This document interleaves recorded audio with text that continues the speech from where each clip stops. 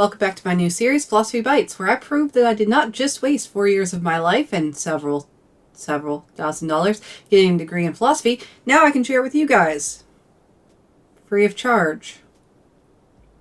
Series, I'm going to explain a piece of philosophy to you guys in 5 minutes or less. So today we're going to start off with something easy, and we're going to talk about Lesions. The Lesions are basically made up of 3 old dudes who lived in the town of Miletus in Ionia.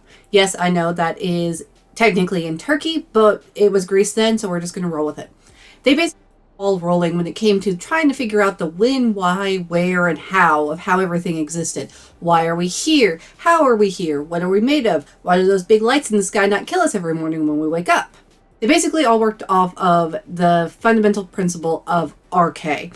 Arche were the primal elements as defined in pre-Socratic thought, which were water, fire, wind, and earth. Like Avatar, only less exciting. Now, they believed in some form or another all of these elements made up literally everything. They also believed that everything had a daemon or a soul. It didn't mean it was alive, but it had some essence of being as a living thing. That meant rocks, trees, all of it. That being said, let's go ahead and get to the first guy, the oldest, the first, Thales. Thales is pretty simplistic. He was an early pre-Socratic thinker. He basically thought that the arche that made up everything was water. He wasn't wrong, but he wasn't right either. And that base understanding of water equals everything is sort of what everybody else was jumping off of later. Next, we have Anaximander. Anaximander saw the arche and went, yeah, but that doesn't really make sense because we have arche, so that like everything has, all the arche have to come from something. So he thought of something called a perion. A perion is basically this boundlessness, this thing that exists beyond all the arche. What was it? He didn't know. How did it create arche? Basically cold and hot stuff separated, and then we had arche that then made up everything else. How did that happen? He waved his hands a lot. The last of the Milesians was Anaximenes. Anaximenes was actually born around the time Anaximander was dying. This is important because he seems to be piggybacking off of Anaximander's work, but we have no evidence that they actually knew each other when they were alive.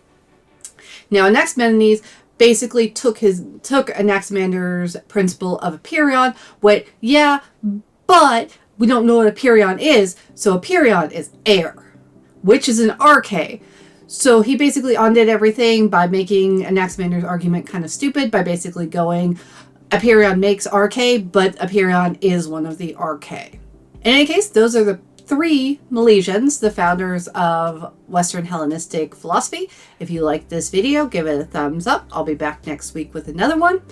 If you want to, the end screen should be popping up now if I did this right. So go ahead and hit subscribe to get more videos like this. If you want, click on one of my other videos. This is a new series, so they're not all going to be the same as this one. Sorry, you gotta wait around for that. That's what the subscribe button's for. If you want over here, there's either another video or a playlist. It's probably unboxings. I've been doing a lot of those.